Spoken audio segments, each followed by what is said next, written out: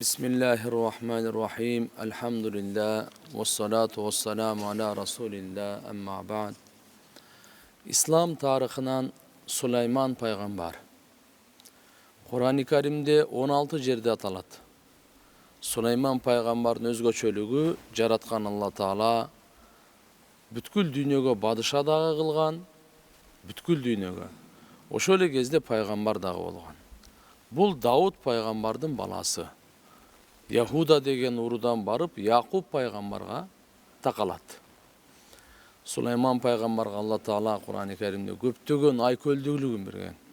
Сулайман пайгамбар дуа кылган. Я Алла, мага ушундай бийлик, ушундай бир байлык берген. Менен мурда дагы, менен кийин дагы эч кимге берилбеген. Жараткан Алла Таала ошончонун бардыгын берди. Кумурсканын үнүн билет эле. Сулайман пайгамбар инсандарга эле эмес, жиндерге дагы бадыша эле. Жырткычтарга дагы бардыгы угат эле. Бардыгы баш ийет эле, бардыгы карайт эле. Кичинекей кезинен эле өтө зирек, өтө акылдуу болгондуктан Дауд пайгамбар атасы көптөгөн чечилбеген, көптөгөн талаш маселелерди Сулайман пайгамбарга чечүүгө берет эле. Сулайман пайгамбар аны Алла Тааланын жардамы менен чечет эле.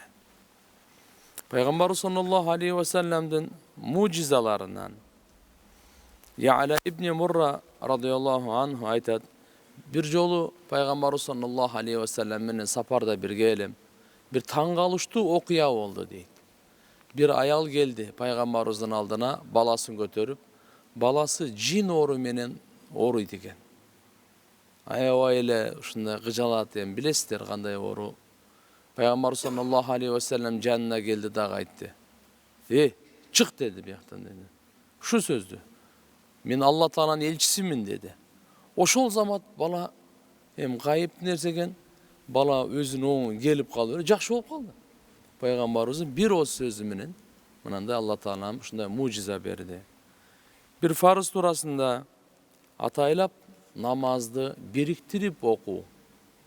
Пайгамбар саллаллаху алейхи ва саллам кимде-ким эки намазды үзүрсүз бириктирип эле бир убакта окуп койсо, чоң күнөөлөрдүн эшигине жетип калат. Чоң күнөөлөрдүн эшигин ачып алат деген сөз мынакей. Демек үзүрсүз эки намазды бириктирип окуса болбойт. Момундарга жараткан Алла Таала ар бир намазды өзүнүн убактысында окуганды фарыз кылган. Ар бир пешимдин өзүнүн убактысы бар, асырдын өзүнүн убактысы бар, жана шам, магриб, коптан жана башка. Бир сүннөт туурасында бирөөдөн карыз ала турган болсоңуз, аны кайтарып беришибиз керек, бул фарыз. Бирок ошо кайтарып берип атканда дуа беришибиz керек экен. Пайгамбар саллаллаху алейхи ва саллам: "Баракаллаху лака фи ахлика ва малик." Алла Таалам сизге үй бүлөңүзгө, мал мүлкүңүзгө береке берсин деп карызын бергенде ушу дуаны окуп берет эле дейт мына. Демек карызды кайтарып атканда дагы биз ыраазычылык билдирип, рахмат айтып, ушу менен көп иштеримди бүтүрүп алдым деп жана дуа берип коюшубуз керек экен. Алла Таалам үй бүлө бала чакаңызга, мал мүлкүңүзгө берекесин берсин деп. Бир маанилүү амалдын фазилети туурасында мечит менен жүрөктүн байлануусу, мусулман адамдын руханий жашоосу мечит менен байланышкан. Эртеге кыямат күнү өтө оор күн болот.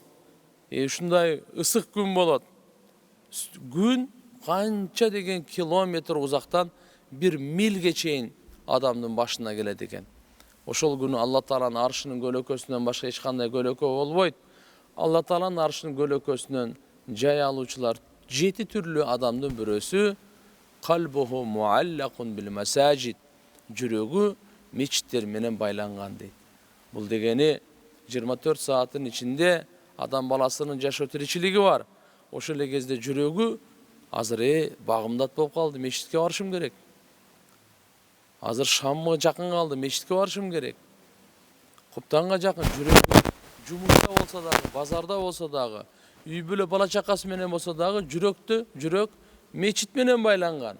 Ушул кишиге жараткан Алла Таала эртеге кыямат күнү өзүнүн аршынын көлөкөсүнөн жай берет экен.